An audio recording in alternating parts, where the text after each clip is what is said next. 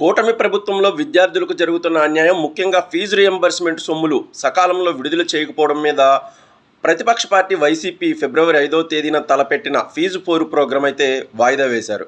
స్థానిక ఎమ్మెల్సీ ఎన్నికలకు సంబంధించి ఎలక్షన్ కోడ్ అమల్లో ఉండడంతో ఇప్పుడు ఎటువంటి పరిస్థితుల్లో ప్రభుత్వ వ్యతిరేక కార్యక్రమాలు, సంక్షేమ కార్యక్రమాలు, ఇతరత్ర కార్యక్రమాల మీద ఎట్టి పరిస్థితుల్లో మాట్లాడే అవకాశం లేకపోవడం, పూర్తి స్థాయిలో దీనికి వైసీపీ సమాయత్తం కాకపోవడంతో వైసీపీ దీన్ని మార్చి 14వ తేదీకి వాయిదా వేసింది. మొత్తం ఎలక్షన్ కోడ్ పూర్తిగా ముగిసిన తరువాత ఈ కార్యక్రమాన్ని తీసుకోవాలని అయితే భావిస్తున్నారు. అయితే వైసీపీ అధినేత జగన్ ఎలాంటి నిరసన కార్యక్రమాల్లో పాల్గొనడం లేదు.